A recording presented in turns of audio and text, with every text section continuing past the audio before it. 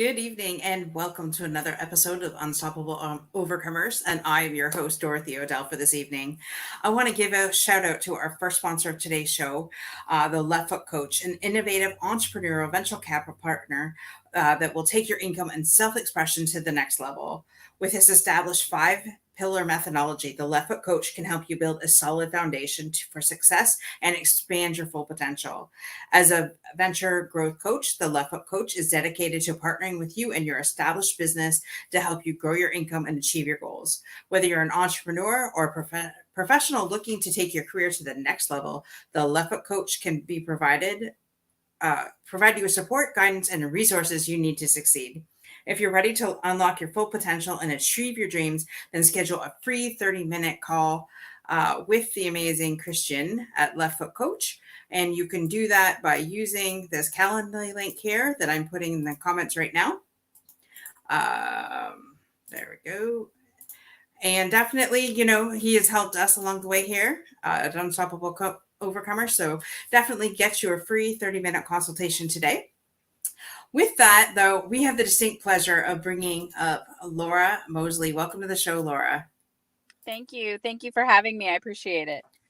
Absolutely. So for those of you that are tuning in and have no idea who Laura is, Laura, tell us who you are. I am a single mom of three, grandmother, Nana to one. I work for social services, a federal organization during the day, and the rest of my time, I'm a domestic violence advocate, blogger, and activist. So, wow. You don't look old enough to be a grandmother, I'm just saying. Thank you. I'm about or to be Nana. 50 this year. So, yeah, I know. Oh, wow. Congratulations. Thank That you. is awesome. So what made you decide to become a domestic abuse advocate? Well, that's a great question. The reason I became one is because it was the person I needed for so long. I overcame over 23 years of domestic abuse in my almost 26-year marriage.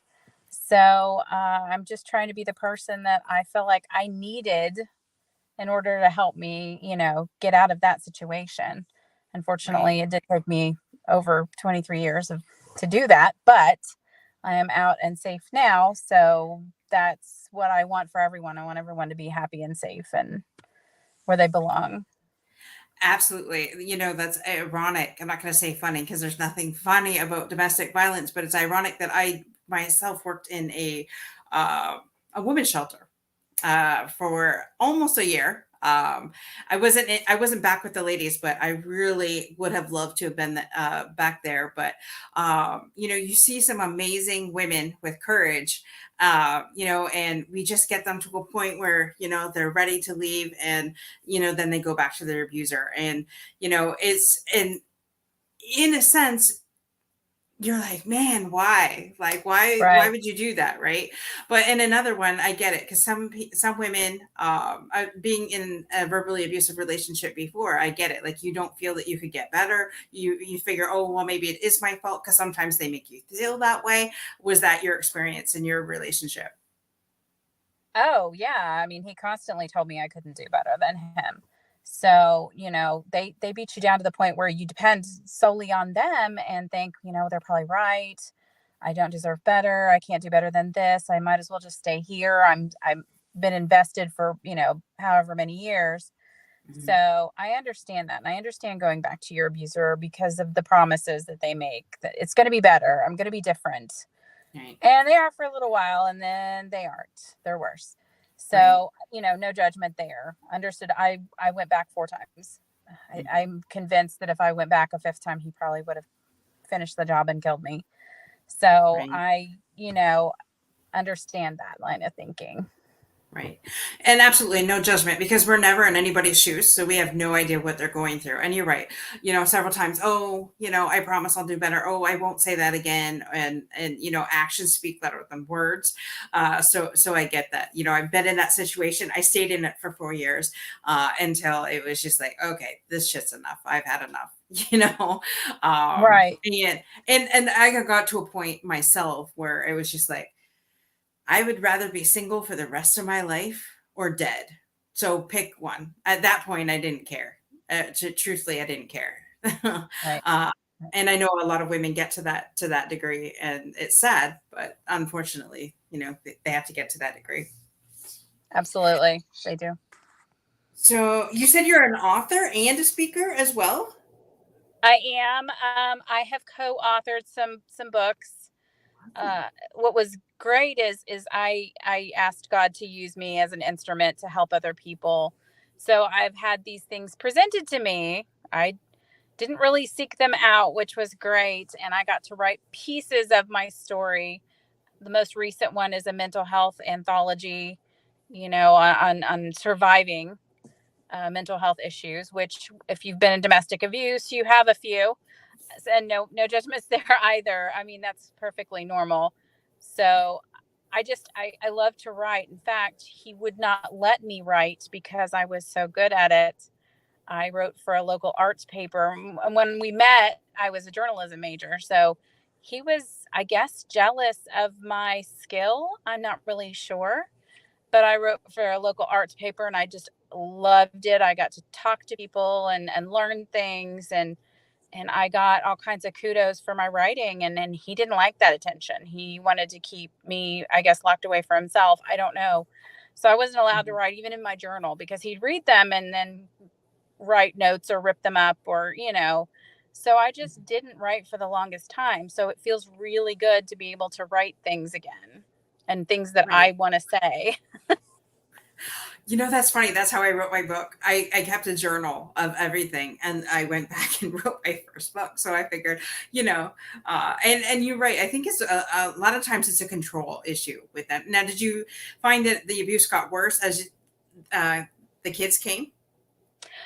Yes, I mean it really very much did follow that cycle of abuse, which I didn't learn about until after I left. But it would amp up and then be abusive, and then there would be this honeymoon period. And yes, I think once the kids came, that very much did get worse. In fact, it spread. I'm sorry to say, it spread to them as well, and it got to the point where I just felt like I couldn't leave and go anywhere because I had to stay home and protect my children. But I didn't want them to be from a broken home, not realizing it was already broken. Right, right. So Yeah, yeah, I've heard someone say that, that's the reason why they didn't leave. And then, 30 years later, when the kid's grown up, the person said, would have rather have you left. But hindsight's 2020, and we can't kick ourselves in the butt for things that we did or didn't do. right. I think everything in life brought us to where we're at today. So, could you go back and change things? But then you wouldn't be the person you are today. And here you are helping other women. So that's awesome. Congratulations. Thank you. Absolutely. So now you said that do you have your own group as well? Like your own, what should I say, mentorship group for women that have been in abusive relationships as well? Or, I have my blog and I have my inspirational Facebook page, but I'm kind of a one woman show. I would love to be a nonprofit organization one of these days. That would be great. But right now I have to work, have to support people that depend on me. And, I do this in my spare time, but it's really kind of, writing is really kind of my therapy. Eventually I'd like to branch out more for sure. right. Yes, absolutely. Writing is very therapeutic. Like you said before, and it's just, what made you decide to start sharing your story? Well, I had to work since my abuser decided to beat me in our final episode in front of our then 10-year-old son. The state got involved. DCS threatened me, hey, if you go back to him, we're going to take your kid. I didn't have any intention of going back to him, but I understand why they say things like that. And I had to work with the prosecutor. And at some point, they had a thing going on at the high school, and they said, hey, we'd like you to help out with this. And I'm like, yeah, I don't think so. I'm not really comfortable. And the prosecutor looked at me and goes, that's not a request. And I thought, okay, that's okay, sure. I'll share what I went through. But I had to kind of be careful because it was still an open case.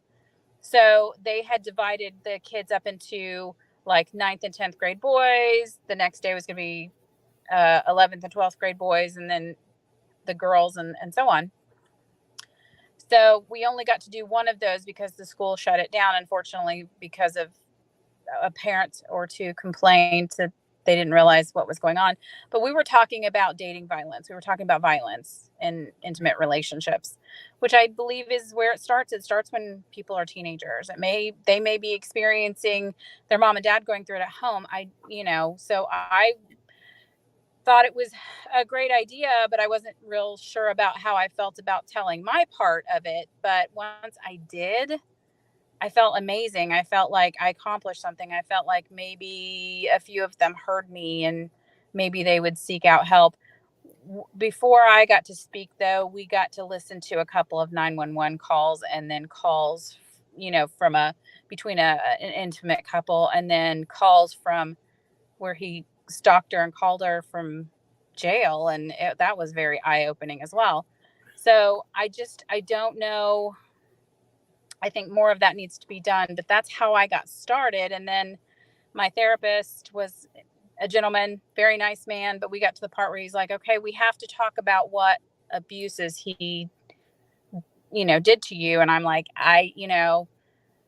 you're a great guy, nothing against you, but you're a man. And I don't think I can talk about that with that to a man. And I'm sorry. And he said, no, we just don't have any female, therapists available right now, and you would have to go back through everything we've already been through. So he told me, he was the one that encouraged me to tell my story and be positive about it when I was initially asked. And he said, well, maybe you just need to keep sharing your story, because the less it has power over you.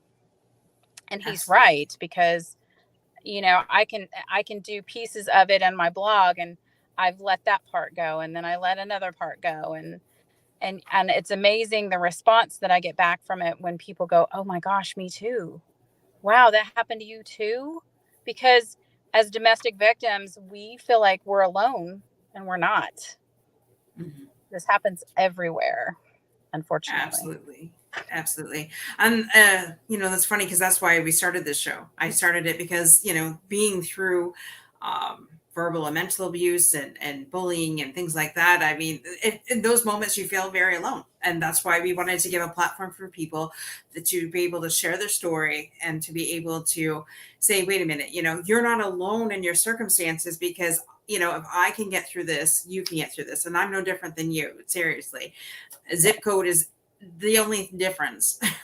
Right. And so I love that you said that, because it's true. Like, you're never alone in your circumstances. There's always somebody out there that you could reach out to. So absolutely. And although, I mean, I will say abusers will try and isolate you, so you can't talk to anybody, and they try to control the whole situation. But millions of women, unfortunately, are going through this, and all forms of abuse, and it's going on all over the world. It's not just the United States. It's not just Indiana, where I'm at. It's not just where you're at. It's everywhere, and it's an epidemic, and it needs to stop.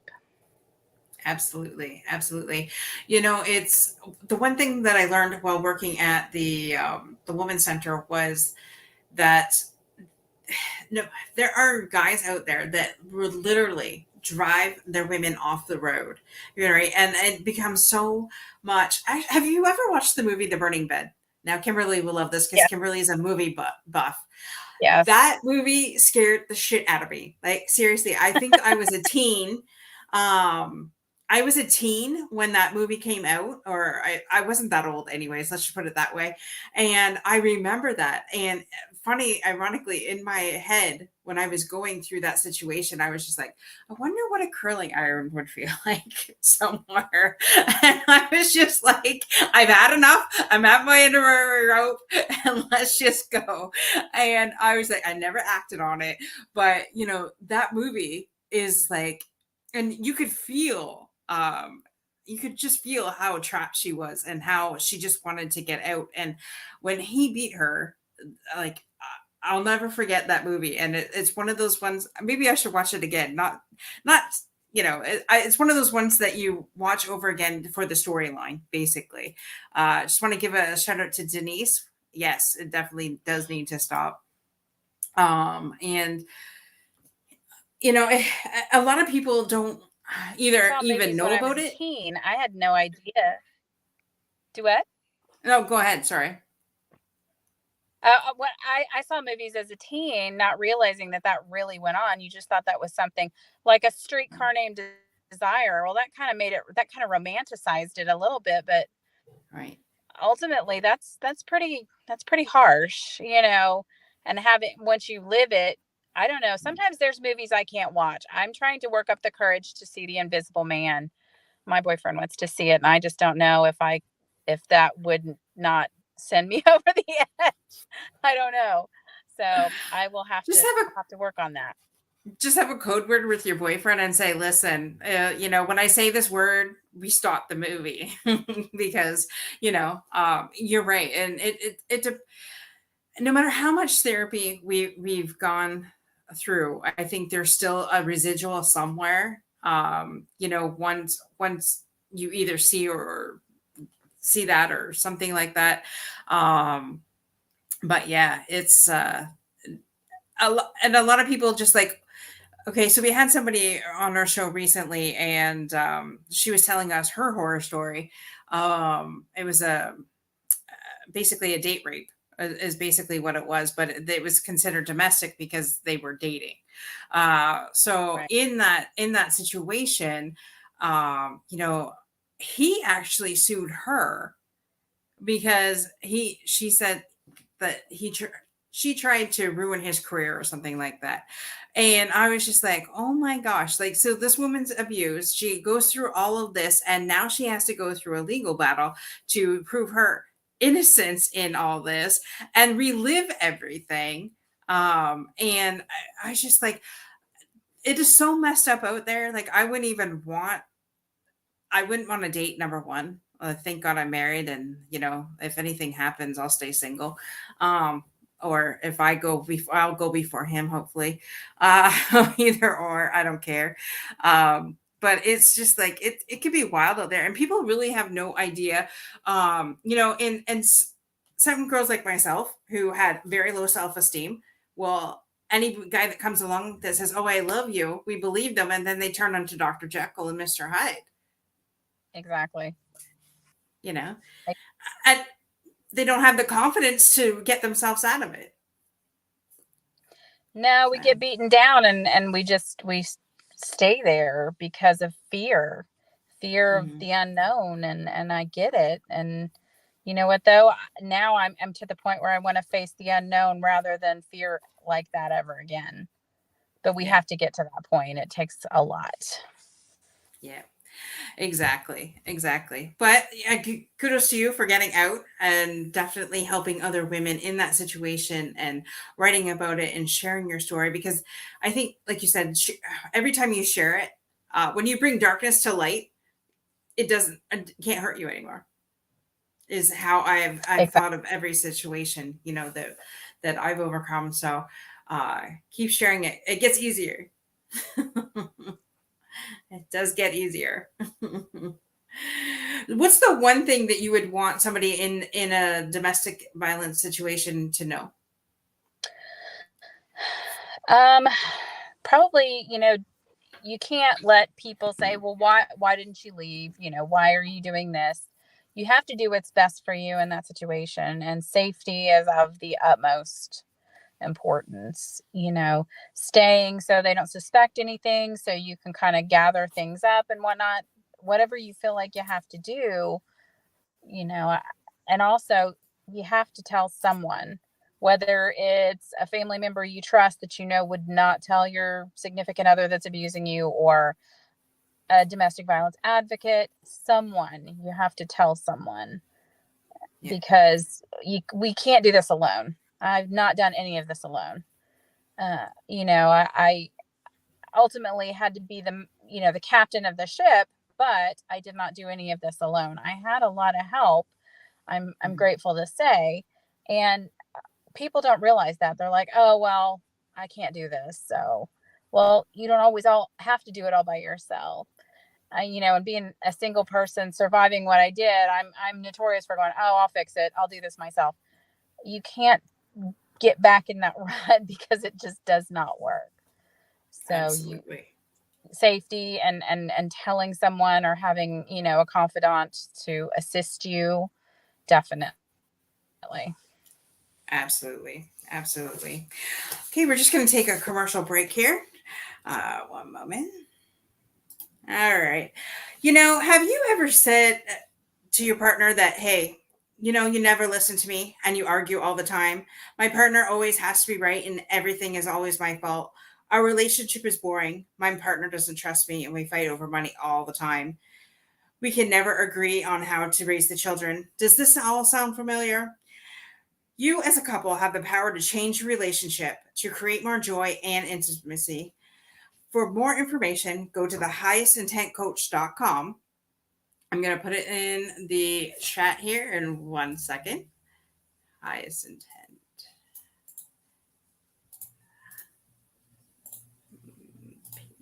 Okay. Highest intent. There are a few links there to Carrie's book, and of course, definitely schedule an appointment to schedule a private consultation. Just for visiting, you can download her free hour fun offering of 50 things that couples can do for fun. We have the tools to help you as a couple and to help yourselves. Come and discover how to find your power. So definitely get over to the highest intent coach right now and schedule your appointment. All right. So yeah, like I said, sharing your story is absolutely powerful and definitely is it allows people to see that hey, they're not alone in their circumstances, and to definitely just really um, no judgment, and whatever people are saying, they're not in your shoes, so don't take what somebody says to heart because they have no idea what you're going through. I think that is a powerful takeaway from what you said, for sure. Yeah, I think once you escape domestic violence, you kind of have to get a thick skin because people who've never been through it, and God bless them, you don't want them to have to go through anything close to what we've been through. Uh, they don't know the ignorant questions that they ask, like, Mhm. why did you stay? Or, for people that have been through rape situations, which I also had as a teen, what were you wearing? That doesn't matter what I was wearing. Why did they rape me?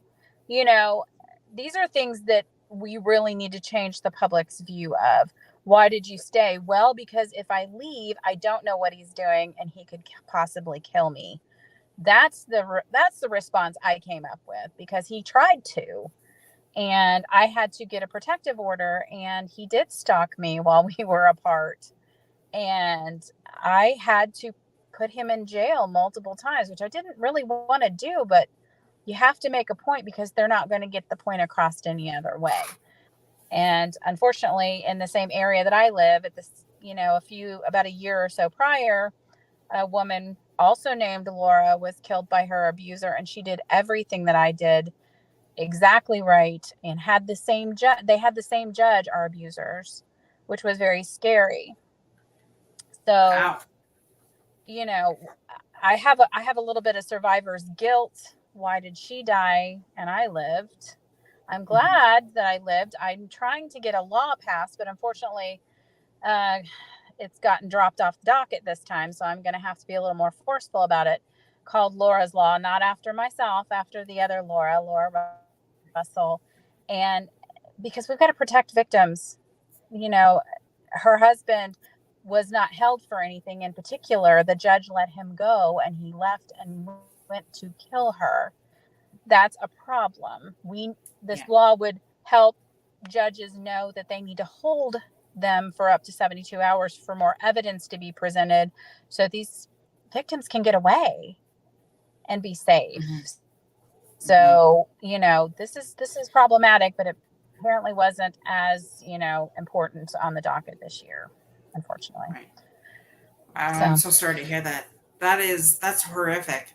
Yeah, and you're right. Sometimes you need that because I remember at the shelter, like we couldn't, if it was somebody local and they knew, we've had guys go in the back of the women's shelter in the back backyard.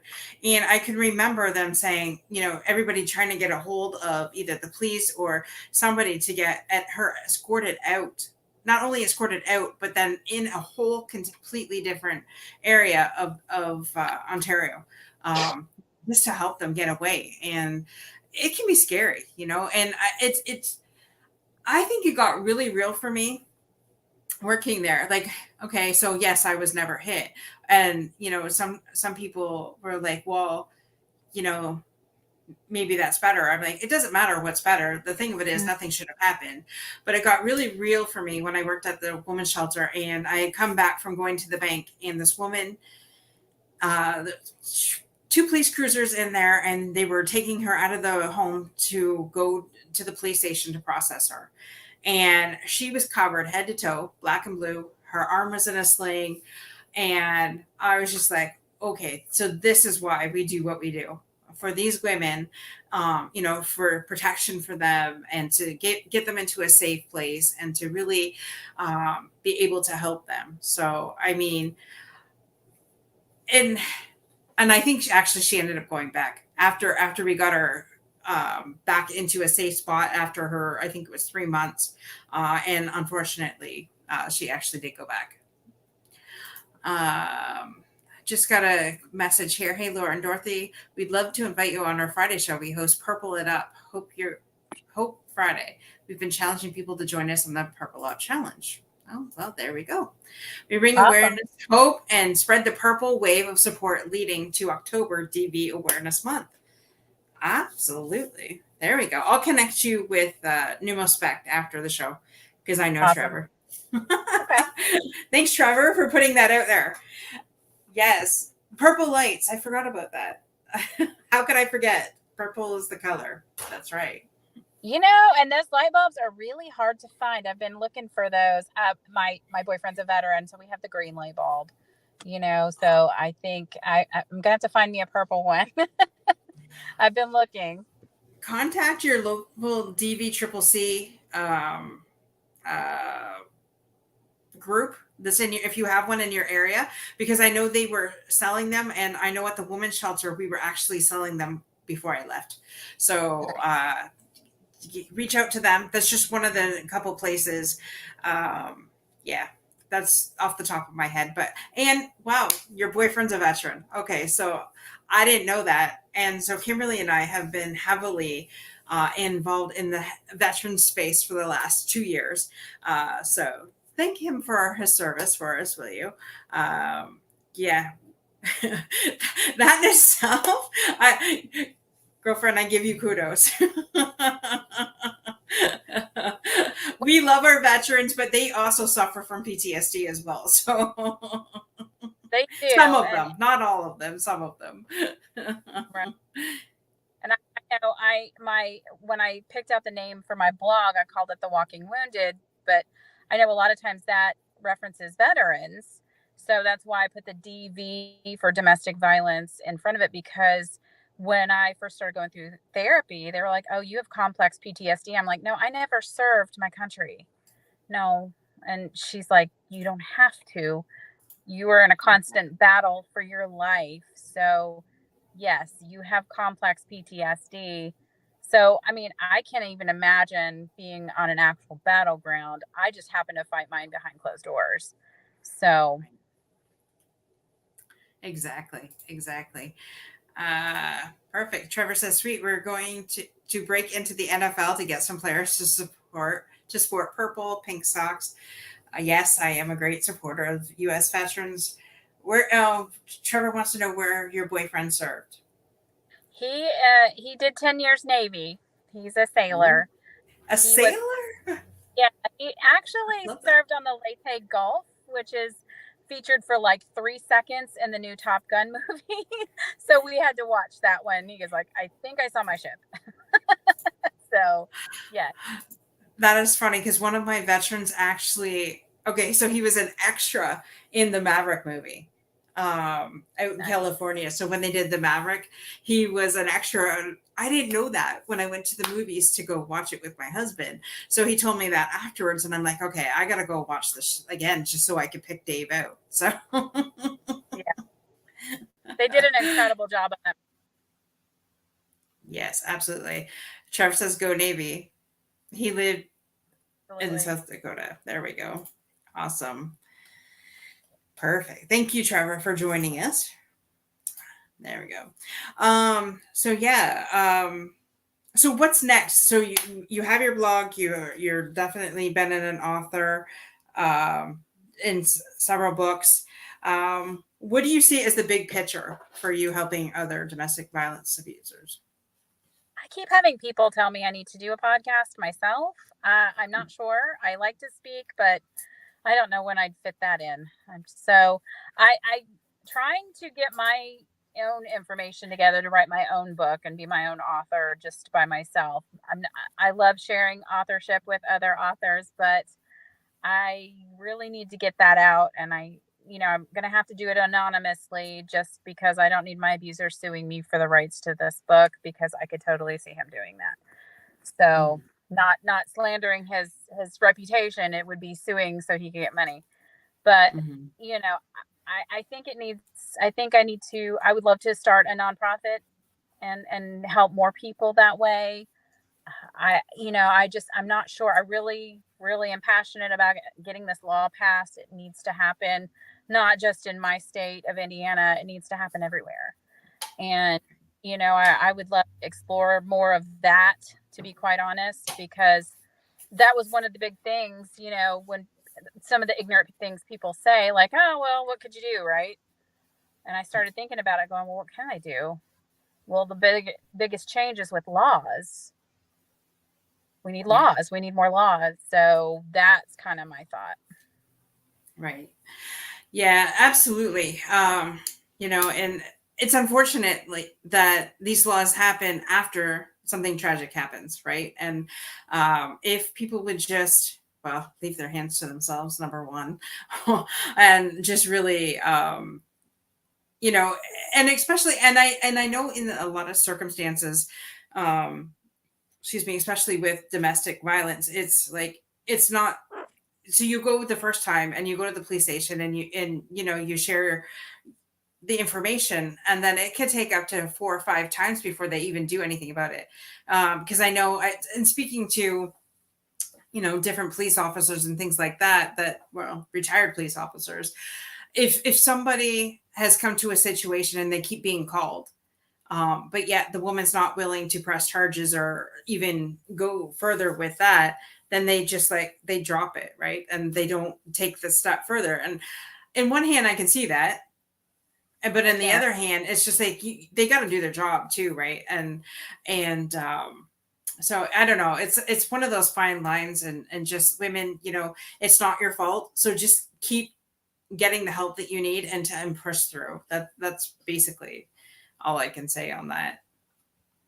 Yeah. And I think law enforcement get tired, because then she'll call he or she, I'm not trying to be, gender biased, but they'll call the police again, and the police will roll their eyes and go, oh, here we go again. She's just going to go Hmm. back, or he's just going to, not press charges.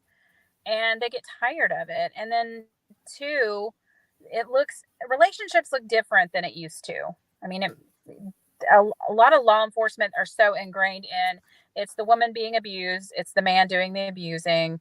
And that's not always the case. It can be the woman being the abuser, it can be same sex, relationships. And, and I read about the horrors of them taking both parties in, you know, basically angering the abuser, and then, traumatizing the person that ends up being the victim. I don't know that that's necessarily the way to solve that. I mean, I think law enforcement needs some more education on what relationships now look like, and how to Right. better, you know, discern who's the abuser and who's the victim, other than, the way they're doing it right now. Because sometimes, I live in rural Indiana, sometimes law enforcement, if it's a same sex relationship, they Hmm. don't want to deal with it, and they just don't show up. That's not acceptable. Somebody could die. It doesn't matter what their Exactly. sexual orientation or anything like that is, Hmm. and these are things that we need to think about. And I know some people don't like to think about stuff like that. They're not comfortable with it, but people are dying and they don't need to be dying. So Absolutely. Absolutely. Denise says, and a much better understanding of domestic violence and the connections to it. Absolutely. You know, yeah. Tell us more about your stance on that, Denise. Would love to hear more about your stance on that. Um, but no, I agree with you. It doesn't matter if it's same sex or opposite sex. You know, violence is violence, and nobody absolutely. um, should be going through that, right? And I have heard of men coming forward too. You know, in circumstances of domestic violence, because that's just it does happen, unfortunately. Either way, right? So, gotta get the men help too. But you know, it's not just one way. Absolutely. And we Absolutely. have to stop some of the old teachings. Like, I know when I was growing up, thankfully my mom never did that to me, but like other people did. Oh, he's hitting you. He just has a crush on you. I don't want to hear that ever again, because we're teaching young ladies that love involves violence and that's not okay. And I don't like that. It doesn't sit well with me. Or like consent. We need to have more education about consent in schools and dating violence, and because nobody has the right to bully another person. No one. So Exactly. and I think unfortunately it's still ingrained in our generation, and we need to stop passing that on to the next generation, because that's not okay. And I think it's just little things like that. I mean, I was born in the 70s. I know I'm dating myself, but you know, we just started hearing about empowered women and women, going out of the home and going into the workforce. And but we also had a lot of us had stay-at-home moms and things like that. And yeah, girls can do this and this, but if you were a boy, you'd probably make more money, and things like that. Kids don't need to hear that. And so I'm Absolutely. thankful my parents never said that to me. So Yeah. And it's ironic. This is what Denise says. Especially women between 40 to 60 years old, don't really have the resources to sustain. Many of them became homeless for lack of resources and funds. If she is in a religious setting and leaves, then it's the whole new issue. The woman suffers greatly. Right.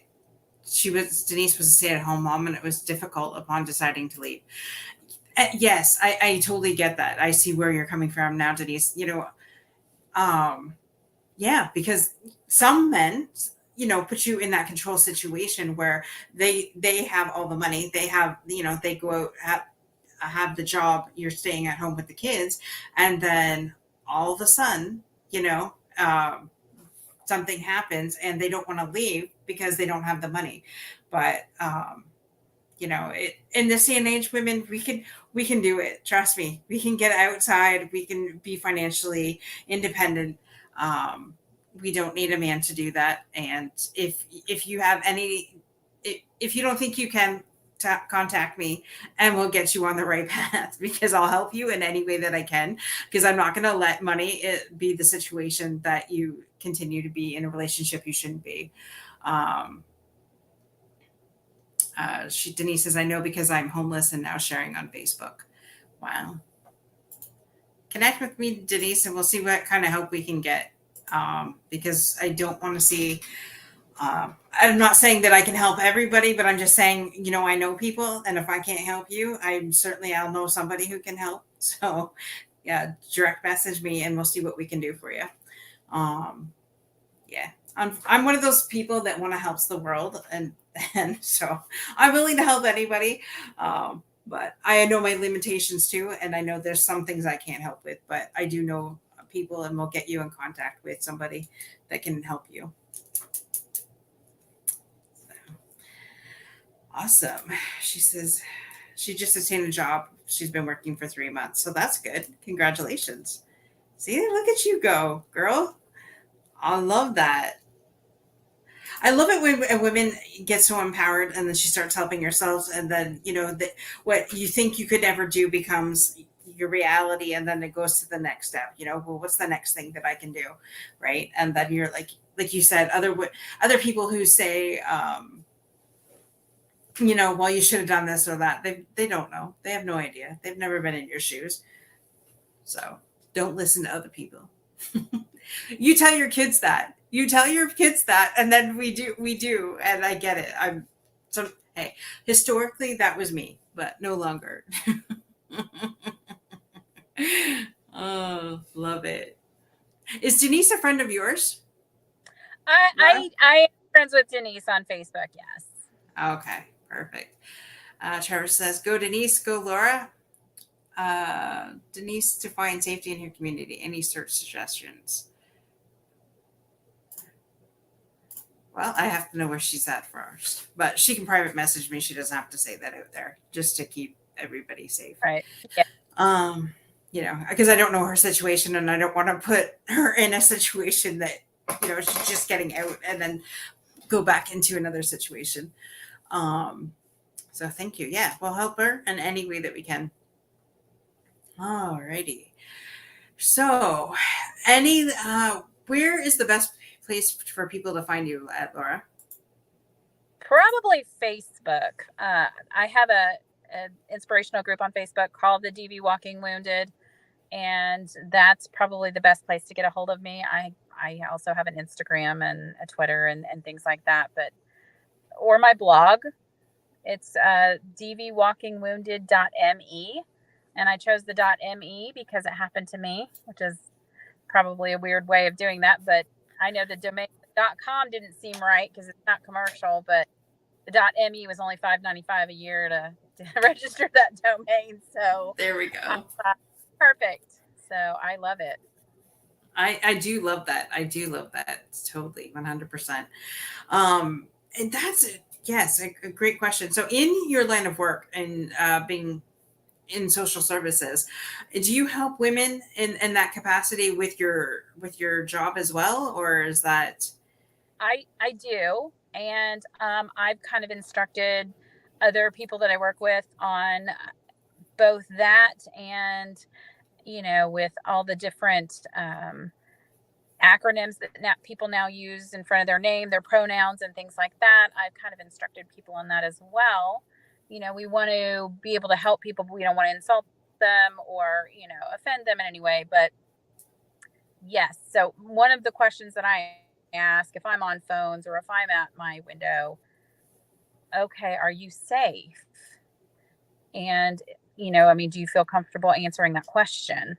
Because I've been accompanied by my abuser before. He didn't let me out of his sight. So, if I ask that, I had a lady that her significant other was sitting in the lobby, and I said, you can double blink at me if you would like to.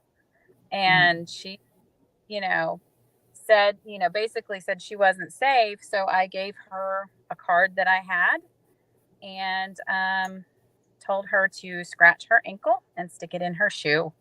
And, I know how they work. And I think that's an asset, when we're trying to keep people safe because they scrutinize everything that we do.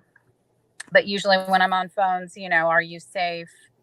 Are you by yourself? Are they with you right now? Do I need to contact the authorities? I'm happy to do that if you need me to, things like that. I've talked to my coworkers about asking, or, I've had an elderly lady that was trapped in her wheelchair because, her grandchild was taking control of her money and leaving her there. She was in a soiled, adult diaper. So Oh my gosh. I know. And that's one of those things where I had to call Adult Protective Services because that is that's elder abuse, and things like that. I mean, I had to notify my supervisor first.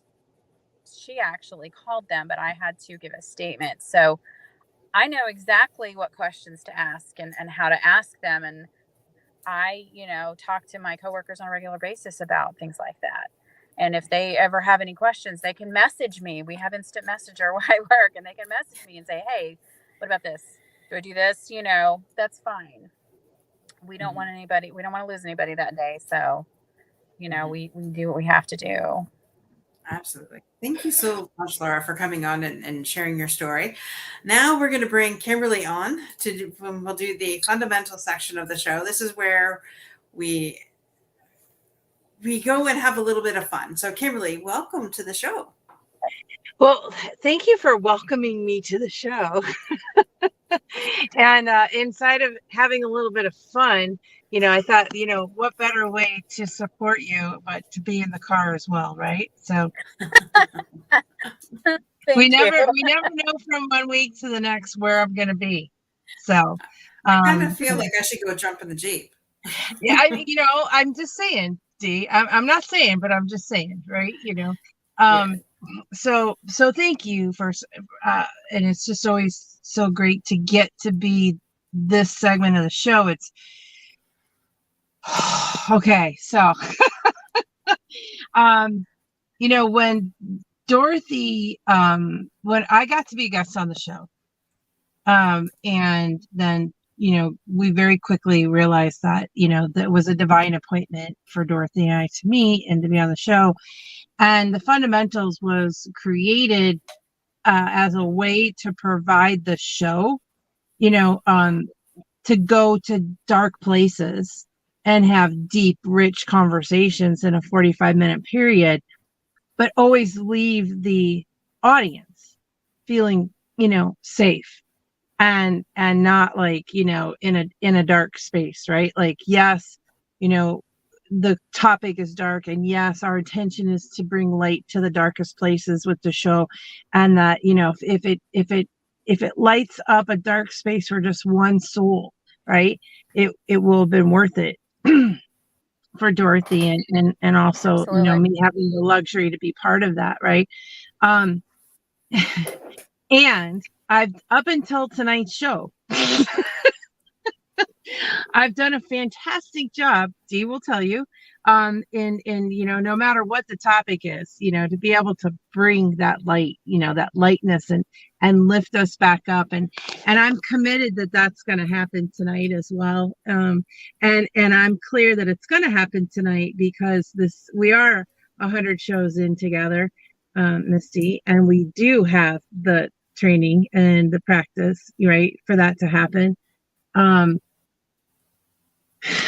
this topic just hits way too close to home.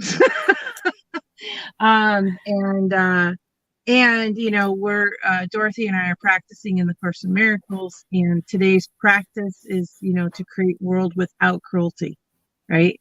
And so inside of the intention of the fundamentals, right, I'm going to be professional and bring what there is to bring, and I know part of that was to say what there was for me to say just now, right, in that capacity, and also to let everybody in the audience know, right, like, we got the best of the best in here. Like, I have no question in my mind whatsoever that she can provide you whatever there is to be provided to you, and she will lead you out of whatever dark place you are, and you are not alone. Right? Like, so just everybody out there, be very clear. I don't care if you're watching a recording or not. Reach out to her, reach out to Dorothy, the show, me, anyone, and anyone can lead you out of that place, and really trust that, cruelty is not a creation of God. And if you're experiencing any kind of cruelty in any way, shape, or form, and I don't care if it's somebody, says something, like, to me, words are the most cruel thing you can do, right? Like, I've gotten, and I'm saying this very intentionally, the gift of the experience of all the different cruelties. And for me personally, like, I can block out physical pain, I can block out sexual pain. There's just something for me about words, that when someone used cruelty through words, that just, like, that's tough, right? And I get that's maybe just be personal to me, right? I'm not discounting the other stuff. I mean, it's just as horrible, right? But at the end of the day, what point I'm attempting to make here is, even if it's just words, right? Like if people out there are saying, oh, well, they just say mean things. Yeah, no. Like the impact of mean things being said can be so huge, and you never even know that the impact that it's having on you. So, zero tolerance for cruelty, right? We have cruelty free products out there, for animals. Let's Right. make that stand for cruelty free for humanity, all humanity, right? Like be a stand for everybody. So thank you on so many levels for all that you are and all that you're doing. And Dee, as always, thank you for providing such a fertile soil for darkness to disappear. Absolutely. So with that, So, let's have a little fun. the fundamentals. First of all, tell us about how amazing Kimbra is, because I know that that's one of the things that brought you here tonight is to talk about the amazing group, the Kimbra. Thanks. And it was so funny because I was kind of going back and forth, and I was like, no, you need to trust Holy Spirit, trust Holy Spirit, trust Holy Spirit, right? Because I was playing with, maybe I should share with them about the Fearless community. Oh, well, yeah. Well, we can say that. Anybody who wants to check us out at Fearless, Unstoppable, and Victorious Facebook group, please feel free to do so. And I'm going to stay true to the Holy Spirit. I'm going to trust the Holy Spirit. One of the things I realized during the show tonight was to share about thekimbra.com. Please check us out. It is a community that empowers one another to realize that all resources are not finite, they're infinite, right? And especially the most critical ones, which is time, money, and people. And one of the things that I see that's so powerful about the Kimbra being shared specifically on tonight's show is for anyone who's dealing with cruelty, right, or any kind of abuse whatsoever, please reach out to thekimbra.com and join our community, because it's a community that's committed to let you know that the very resources that you might be thinking are limiting for you, right, that if only you had more time, more money, more people to support you, you could get out of those circumstances. Well, the Kimbra is the place to be. So please come check us out. We offer a lot of different membership opportunities, and we have one event that is always free, which is the opportunity to have a 3-hour workshop creating a future where you can create anything you want and actually develop a roadmap for that future. So please, come check us out. It is a personal creation, hence the name Kimbra. Hello. It's my first name merged with my partner's, the other founder's name, Kimberly and Kira. And our commitment is to empower everyone to know that all their resources are unlimited and to really go for it. Nice. So thank you for letting me share about Kimbra. Absolutely. Sorry, I don't know You did why not just yawn. No, no, I muted it so I could cough. I've been coughing for the last minute. I did not yawn. It's my job to play. It's my job to play. So, and bring the fun. I don't know if I can to play. Yeah.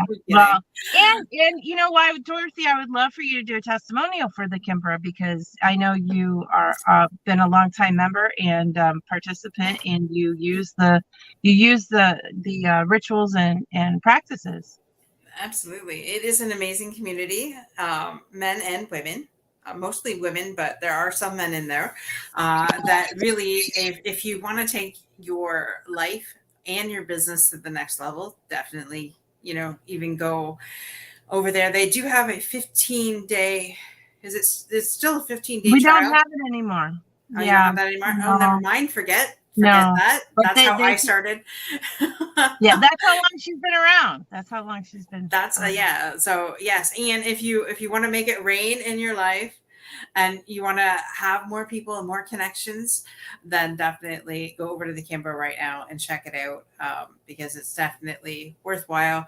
And I like they have the first Tuesday of every month, they have something that's called the 411, which if you own a business, or if you just want to get your life on a roadmap, you definitely want to be in that that Tuesday night. So definitely go to thekimbra.com and get signed up today. Thanks, Dee. All right. So would you like to share your fundamentals now? Me? Yes. My fundamentals. I've said a little bit of them before, but that's okay. I can recap. My first fundamental is safety first, safety always. Be safe in whatever you do, especially if you're trying to get out of domestic violence. I can't stress that enough. You can't go with what other people have planned for you. You have to do what you know is safe for you and yours. Unfortunately, my situation dealt with children as well. So I had to make sure that they were taken care of first. My next one is tell the truth always. Always be truthful. Always be intentional. You know, I've learned as I've gotten older and as I've been, through narcissistic abuse, I'm not going to lie about who I am. I'm not going to hide things anymore.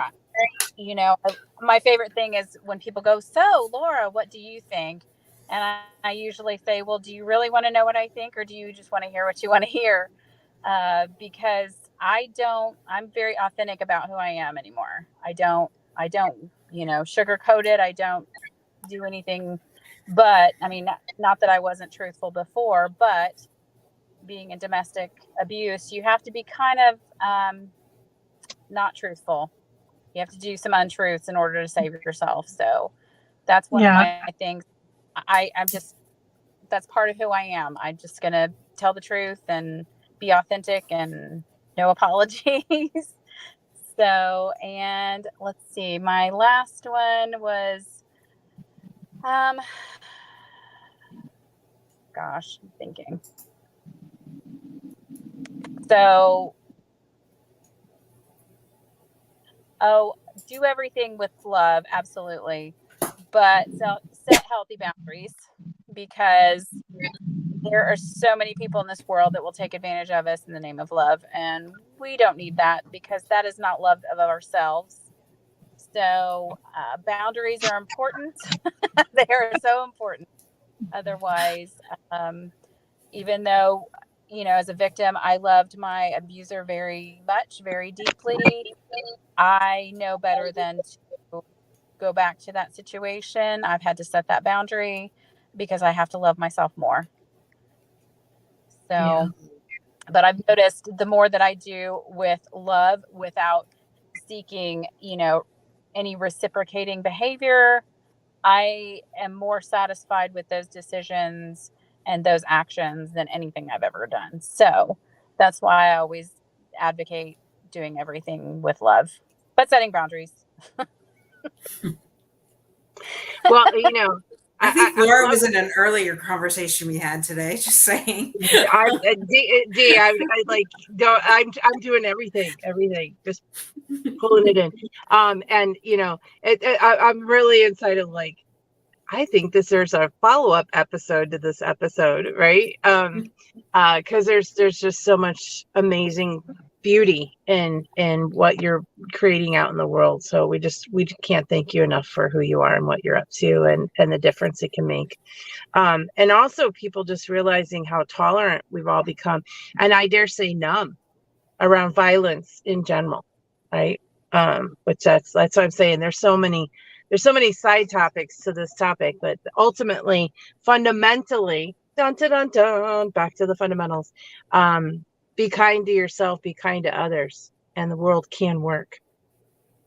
So, Dee, with that was just too hot. I think that was a little bit of a mic drop moment, maybe. So I'm going to hand it back to you. That is a lot of a mic drop moment, and I just want to thank our guests that are in the comments here. Thank you so much. There's a lot of great comments here, and because we're past almost past the hour here, we'll go back and message Laura if you have time. There's some messages on Facebook and in LinkedIn. I'm not sure if you're part of LinkedIn, but I'll answer those ones if you want to get Facebook. There's a lot of good ones there for you to go back to.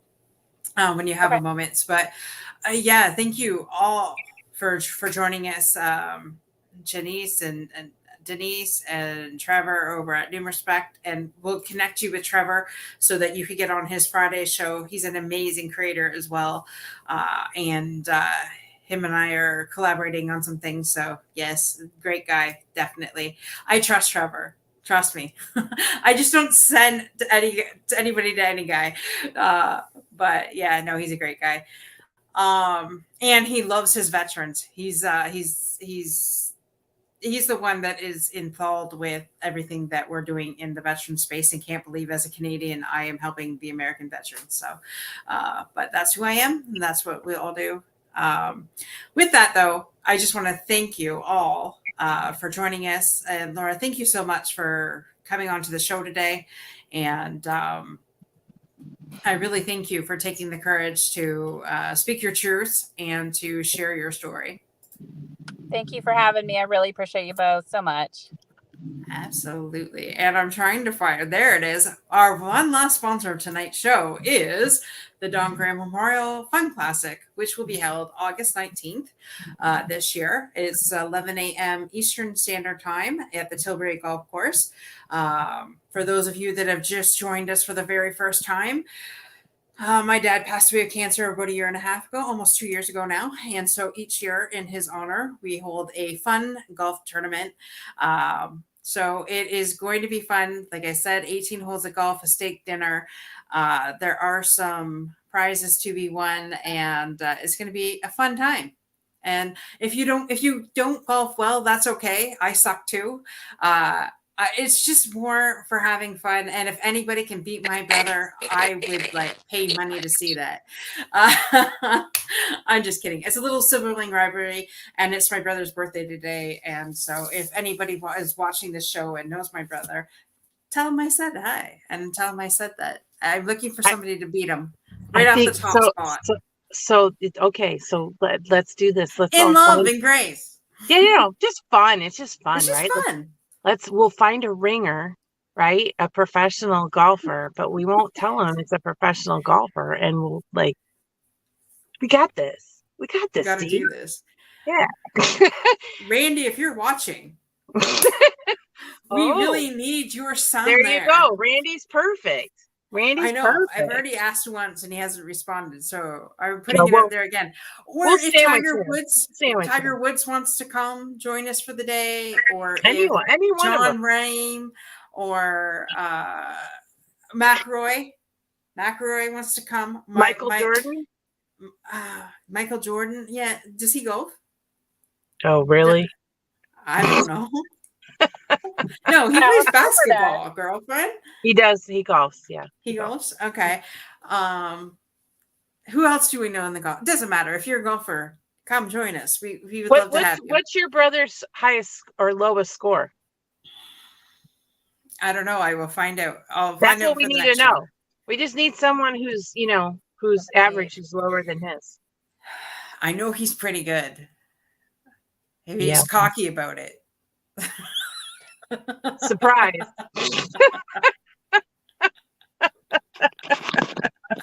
And what are you inferring? Anyways, before we finish this conversation.